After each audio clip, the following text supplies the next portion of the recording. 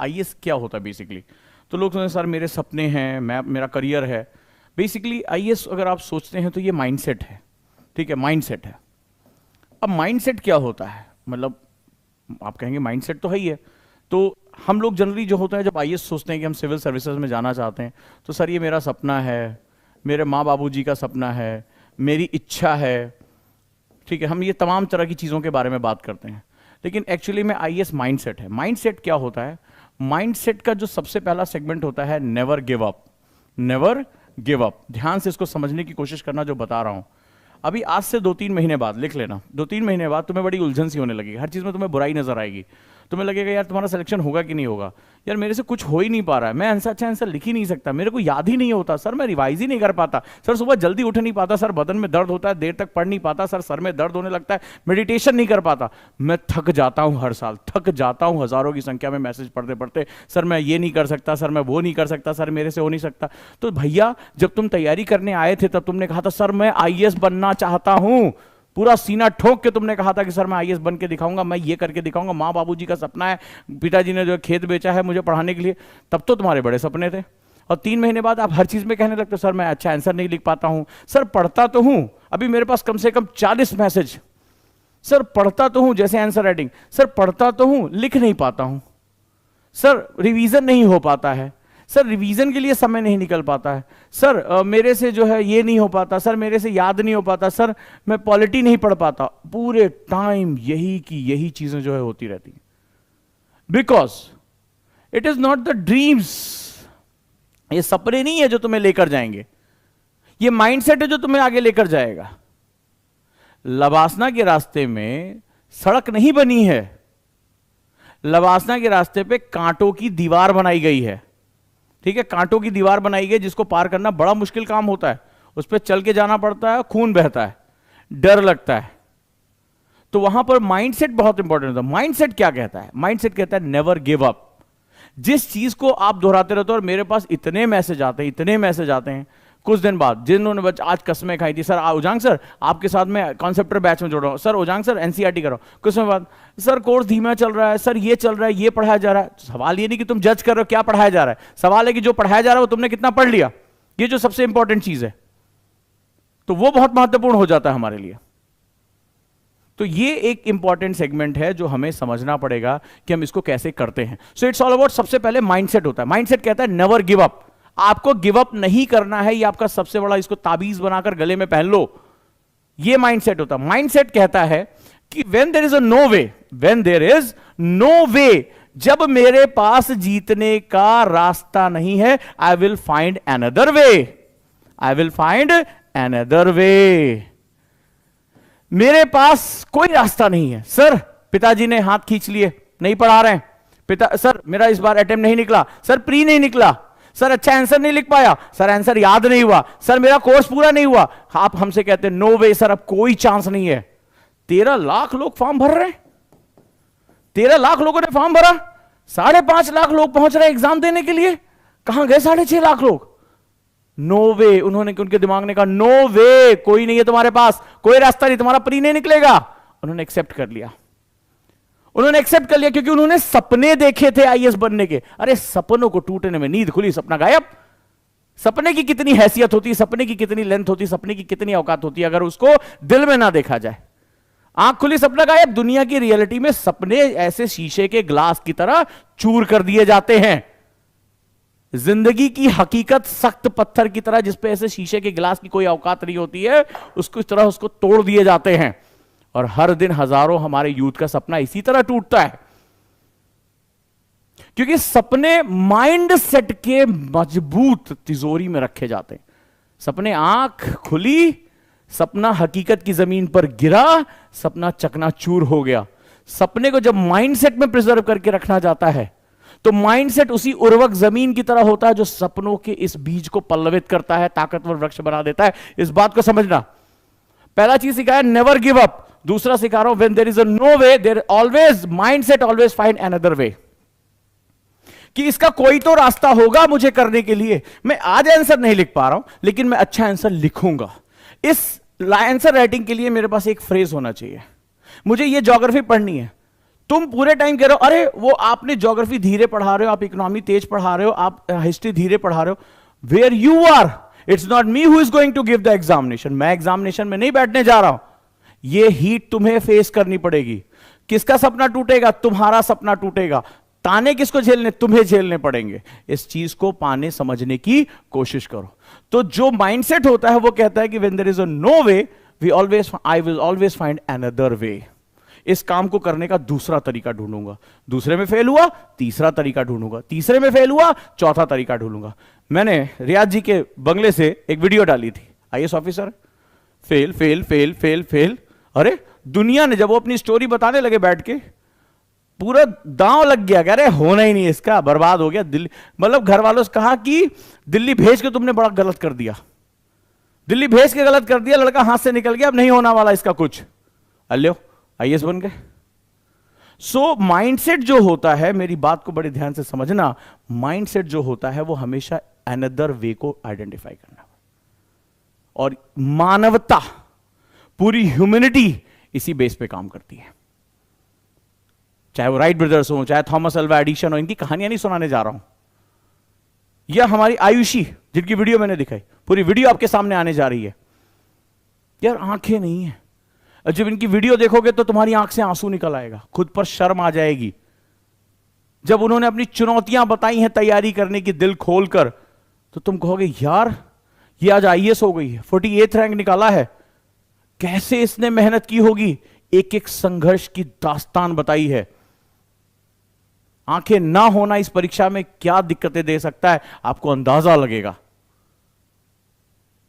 वो हीरो है इस समाज की, तो जरूर देखना उसके बारे में, तो समझना कि ये चुनौतियां कितनी बड़ी हैं, कितनी बड़ी हैं। तो माइंडसेट कहता है फाइंड अनदर वे। और अब जब आईएएस मुझे जाना है, तो अब मेरे पास कुछ चीजें होनी चाहिए। जैसे सबसे पहले मैंने क्या कहा? माइंडसेट। क्या बताया? Never give up. हार भी कहे प्रभु तुम्हारे सामने असंभव कह रहा है कि भैया हम तुम्हारे हो गए, ले जाओ यार यूपीएससी। दूसरा, फाइंड अनदर वे।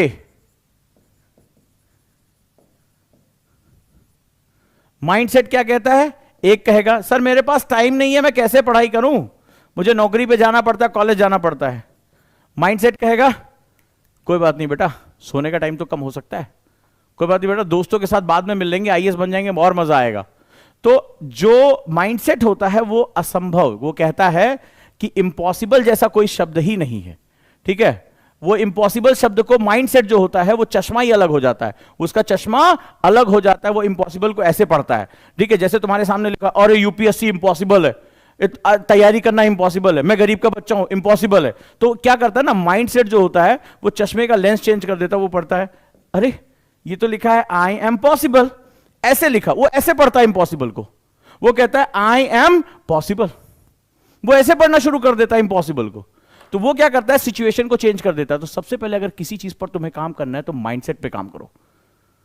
और ये ऐसा मत सोचना कि आज तुमने सोच लिया, आज ये वीडियो देख लिया, आज तुम बहुत एक्साइटेड हो गए और तुमने कर लिया। ये हर दिन सुबह उठने के बाद, हर दिन अपना पैर जमीन पर रखने से पहले, बिस्तर से उठने के बाद, अपना मोबाइल देखना बंद करके सिर्फ 5 मिनट बिस्तर पे बैठे बैठे एफर्मेशन करो अपने माइंडसेट को, और पूरे दिन भर की चुनौतियों की कल्पना करो। पहले देखो कि आज मेरे सामने क्या क्या चुनौतियां होंगी। आज नौकरी पे जाना है, आज सामान बेचना है, आज घर के काम करने हैं, कोई गृहिणी है उसको पूरे परिवार का जो है वो सुख दुख देखना है। उसके बाद कहना कि ये मेरे रास्ते में रुकावट नहीं बनेगी, इसके बावजूद भी आज मैं पढ़ने का टाइम निकालूंगा या निकालूंगी। ये बात ध्यान रखना, माइंडसेट 5 मिनट, उसके बाद अपना फोन हाथ लगाना। ये रोज के रोज रोज के रोज रोज के रोज। तुम्हें क्या लगता है किसान सिर्फ एक बार जमीन में जो है बीज छींट के चला आता है और फसल अगले दिन लहला जाती है? अरे उसकी जो है वो निराई करता है, खाद डालता है, पानी डालता है, फिर निराई करता है, फिर खाद डालता है, फिर पानी डालता है, अपना पसीना और खून उसमें मिला देता है, तब जाकर फसल तैयार होती है। और तुम अपनी जिंदगी बदलना चाहते हो, अपना करियर बदलना चाहते हो, अपना माइंडसेट तुम नहीं बदल पा रहे हो, और तुम सोचते हो कि एक बार अफर्मेशन कर लिया, डायरी में एक बार लिख लिया तो तुम्हारा माइंडसेट चेंज हो जाएगा। रोज के रोज रोज के रोज इसमें गुड़ाई करनी पड़ेगी, इसको उर्वरक करना पड़ेगा, इसको नर्चर करना पड़ेगा, तब कहीं जाकर यह माइंडसेट चेंज होता है। चेतन और अवचेतन के बीच में लिंक होता है, तुम्हारे सपनों में परिवर्तन आना शुरू हो जाता है, तुम जमीन जो हकीकत है, रियलिटी है, उस बेसिस पे सपने देखना शुरू कर देते हो। तो यहां पर ध्यान रखने की कोशिश करना, हम कौन है और हम क्या काम कर सकते हैं। सो ये सबसे इंपॉर्टेंट सेगमेंट है। दूसरा, आईएएस के लिए मुझे चाहिए स्किल सेट। स्किल सेट चाहिए, स्किल सेट चाहिए। पेन पेपर रेडी है? चलो, क्या क्या स्किल सेट लिखा बता देता हूं। सबसे पहले तो माइंडसेट के तैयार होने के साथ साथ तुम्हें अपना मकसद हमेशा पता होना चाहिए। क्या होना चाहिए पता? मकसद, एम। मैं आईएएस क्यों बनना चाहता हूं, इसको दिमाग में बिठा लो। जब आप पूछते हो कि मैं आईएएस क्यों बनना चाहता हूं, और उसको तुमने माइंडसेट के साथ जोड़ दिया और नेवर गिव अप प्रक्रिया में घुसेड़ दिया, अनदर वे ढूंढना सीख लिया, और इम्पॉसिबल को पॉसिबल के चश्मे से देखना शुरू कर दिया। जहां लोग घबरा रहे होंगे, अरे यार बहुत कठिन है, अरे यार इस बार हिस्ट्री बहुत कठिन है, मुस्कुराते हो, अच्छा कठिन आई है, इसका मतलब मेरा चांस बढ़ गया, कंपटीशन कम हो गया। एक कहेगा बहुत टफ है यार, यूपीएससी बहुत टफ क्वेश्चन पूछता, भाई मेरे करंट अफेयर्स बहुत टफ आता है। और एक कहेगा वाह टफ आता है, बहुत बढ़िया बात है, इसका मतलब है कि हर कोई इसका पेपर नहीं कर पाएगा, यानी अगर मैं सही डायरेक्शन में मेहनत करूं तो मेरे लिए कंपटीशन कम है। वो जो नंबर सर ने बताया है 13 लाख लोग फॉर्म भरे, वो केवल नंबर है, कंपटीशन नहीं है। तो वो लोगों की संख्या को कंपटीशन नहीं मानता।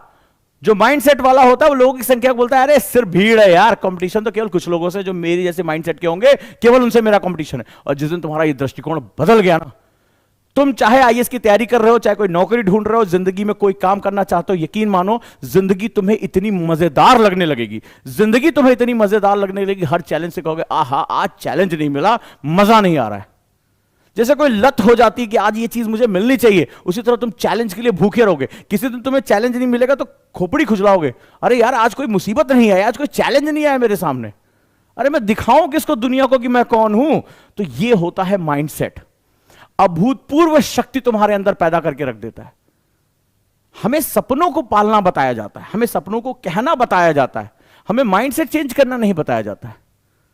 और इसीलिए कारण होता है, मैं साल दर साल देखता हूं इतने उत्साही बच्चे आते हैं, पहले महीने वो नोट्स बनाया, वो आंसर राइटिंग किया, खूब कम्युनिकेशन, धीरे धीरे मैं उसको देखता हूं यार ये बच्चा गायब कहां हो गया। 3 महीने 4 महीने बाद क्लास से विलुप्त हो जाता है अचानक से। फिर उसके बाद कई दिन बाद मैसेज, सर बहुत दिन बाद मैं क्लासेस में लौटा हूं। अच्छा बहुत बढ़िया, स्वागत है आपका। सर कहां से शुरू करूं? 6 महीने बाद ये स्टूडेंट मुझसे पूछ रहा है कहां से शुरू करूं। अरे इसने सिर्फ अपना करियर नहीं खाया, अपने मां बाप के सपने भी बेच के आया। तो तुम्हें बार बार शुरू क्यों करना पड़ रहा है? एक यात्रा तुम पूरी नहीं कर सकते हो, क्यों हाफने लगते हो, क्यों खरगोश की दौड़ लगा रहे हो यार? इस रेस में आज भी कछुआ ही जीतता है। इसी बात को समझने की कोशिश करो। स्किल सेट की बात करता हूं, मकसद, एम। इसके बाद आप सबसे बड़ी बात, आप राइटिंग कैसे करते हैं। जैसा मैंने बताया आपको राइटिंग स्किल, आप रीडिंग कैसे करते हैं, क्या पढ़ने की आदत है? इससे पहले तो मैंने कुंजी पढ़ी थी, इससे पहले मैंने जो है वो फुटपतिया किताबें पढ़ी थी, आज ओरिजिनल किताब पढ़नी पड़ी है।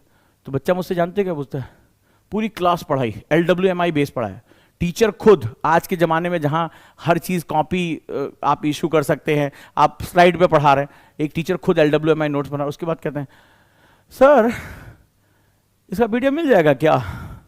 तो तुम क्या 1 घंटा क्लास में बैठ के सुरती पीट रहे थे? जब तुम्हारा टीचर खुद अपने हाथ से नोट्स बनाता है, LWMI सिखा रहा है, तुमसे कह रहा है एक्टिव स्टडी करनी है, 1 घंटा पढ़ाने के बाद तुम कह रहे हो सर इसका नोट्स फॉर्म मिल जाएगा, इसका PDF फॉर्म मिल जाएगा। तो 1 घंटा क्या भैया तुम खैनी पीट रहे थे कि हाँ उजांग सर ठीक है पढ़ा रहे हैं आज geography. So this is the mindset, you are not here to utilising your time. तुम न रीड कर पा रहे हो, न एक्टिव स्टडीज का पार्ट हो, तुम्हें सब कुछ कल पर टालने की आदत हो गई है। अरे आज सुन लें, बतियाते अच्छा है, बतियाते बहुत अच्छा, हाँ भैया हाँ ठीक है बढ़िया, हाँ ज्योग्राफी पढ़ा रहे, हाँ कौन जो पृथ्वी के बारे में बता रहे हैं, कल पढ़ लेंगे, अभी आज का आज ही तो शुरू की है आईएएस की तैयारी, पहले दिन इतना पढ़वा दोगे कहा हमसे, मर जाएंगे, दिमाग में फट जाता है बाबू, बहुत प्रेशर नहीं लेना चाहिए। ऐसी सी बातें आप करते हो, जबकि तुम्हारी जिंदगी तो घंटों में अब रह गई है, मिनटों में रह गई है, तुम्हारे लिए कल है ही नहीं, tomorrow never comes.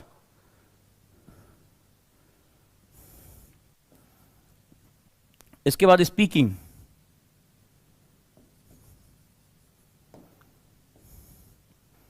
Notes making, revision, इन पर आपको बहुत ज्यादा ध्यान देने की जरूरत। और सबसे बढ़कर है attitude, how you see the things, attitude, which is very very very very important. अब ध्यान से इस बात को सुनना, इस बात को समझने की कोशिश करना मैं तुमसे क्या कह रहा हूं। क्लियर है? तो इतनी चीजों के साथ आप रेगुलर, इसके बाद है टाइम मैनेजमेंट। टाइम मैनेजमेंट कि कैसे पढ़ो, टाइम फ्रीज करना तुम्हें आना चाहिए, खुद की हैबिट्स को चेंज करने के लिए आना चाहिए। तब जाकर यूपीएससी में सिलेबस स्टूडेंट समझता है कि टीचर ने पूरा करा दिया उसका सिलेक्शन हो जाएगा। सिलेबस पूरा कराना नहीं होता है, स्टूडेंट को उसको ग्रास्प करके उसको दोबारा अपने सामने प्रोड्यूस करना होता है। इसको यूपीएससी कहते हैं। जमीन आसमान का अंतर है इसमें, जमीन आसमान का अंतर। तो अगर आप सीरियस पढ़ाई करना चाहते हैं तो आपको स्टेप 1 शुरू करना पड़ेगा। अब एग्जांपल लेता हूं, ये ओटीपी ऐप है, ओजांग टेस्ट प्रैक्टिस। तो मैंने अपनी असाइनमेंट यहां दे दी है, मैं असाइनमेंट दे देता हूं, आप आए और इसमें काम करें। तो जैसे दे रखा है लेकिन कोई इसकी हिम्मत नहीं पड़ी है, सबको आईएएस सबको बनना है, आईएएस सबको बनना है, आंसर किसी को नहीं लिखना है। मतलब एक तो बहुत ज्यादा को ये लगता है कि अगर दिमाग का एक्सेस इस्तेमाल कर लिया तो दिमाग कहीं खत्म ना हो जाए। एक तो बहुत बड़ी गलत धारणा ये है कि लिमिटेड है, कहीं इस्तेमाल कर लिया तो खत्म ना हो जाए। ये सबसे गलत धारणा है। मान लीजिए मैंने ओटीपी ऐप पे आपको कुछ क्वेश्चन दिए, भारतीय उपमहाद्वीप में जल संरक्षण विधियों के महत्व का विवरण दीजिए, वर्तमान संदर्भ में उसका मूल्यांकन करें, explain the importance of water conservation method in Indian subcontinent, evaluate them in the present context. ये क्वेश्चन मैंने अपने असाइनमेंट में दे रखा है। कितने लोग इस पर अपने विचार रख सकते हैं? अब आप कहेंगे साहब हमने पढ़ा नहीं, तुम्हारे घर में ये तो होगा, बचपन से पानी पीते चले आ रहे हो। तो पानी बचाने की बात हो रही है, कंजर्वेशन मेथड, भारतीय उपमहाद्वीप में यानी पाकिस्तान और बांग्लादेश दोनों को मिला लें, तो तुम भैया जल संरक्षण कैसे करना चाहते हो? तुम कहोगे नहीं साहब इसके लिए तो हमें बहुत गहराई से पढ़ना पड़ेगा। सेकंड क्वेश्चन के लिए मुझे पढ़ना पड़ सकता है, फर्स्ट क्वेश्चन तो सिर्फ मेरे अनुभव के आधार पर है। कितने लोग ये पॉइंट लिख सकते हैं? कितने लोग ये पॉइंट लिखना चाहते हैं? ये बड़ा महत्वपूर्ण हो जाता है। तो आईएएस सभी बनना चाहते हैं, लेकिन आईएएस की रिक्वायरमेंट, अब आप कहोगे सर अभी तो मैंने कल ही एडमिशन लिया कॉन्सेप्टर बैच में, और आप कॉन्सेप्टर बैच में अभी एडमिशन लिया, सर आप मुझे बताइए इसको मैं कैसे लिखूं? अच्छा, मैंने पूरा एक ऐप बना दिया जिसमें खूब दबादब क्वेश्चन है, ऑब्जेक्टिव क्वेश्चन, मेंस का क्वेश्चन, करंट अफेयर्स का क्वेश्चन, मेरे असाइनमेंट है, मेरे टीचर्स के असाइनमेंट है, इसमें सब कुछ है इसमें। अब सब कुछ है तो क्या किया जाए? सर अभी कहां, अभी तो फर्स्ट ईयर निकल जाने दीजिए, थोड़ा सा जीवन जी लेने दीजिए, जवानी के मजे लेने दीजिए, उसके बाद देखेंगे हम, मतलब खेल कूद, अभी वाटर पार्क जाना है, सब कुछ करना है, कहां अभी अब करेंगे? तो हमें ये नहीं समझ में आ रहा है कि जल संरक्षण विधियां क्या है, पानी को बचाने के लिए हम क्या टेक्निक यूज कर रहे हैं। अपने घरों को देखो, अपने समाज को देखो, तुम्हें अपने आप पता चल जाएगा क्या कर रहे हैं, राइट? और उसका मूल्यांकन करें कि जो हम कर रहे हैं वो सही कर रहे हैं। क्यों? घर में भैया आरओ लगा है कि नहीं? सबके लगा है। अब आरओ का फैशन आ गया है। आरओ में जब तुम साफ पानी निकालते हो तो तुम उतना ही पानी तुम देखते होगे कि वो नाली में चला जाता है, प्रोसेस वाटर है वो, साफ पानी चला जाता है। आप अंदाजा लगाइए कि इससे हम पानी, अगर हम 20 लीटर पीने का पानी इस्तेमाल करें तो 20 लीटर पानी हम जो है क्या कर देते हैं, नाली में डाल देते हैं। तो क्या हमारे पास जल संरक्षण विधियां हैं? नहीं है, नहीं है। और ऐसी कंडीशन में हमारे लिए क्या होगा? ऐसी कंडीशन में हमारे लिए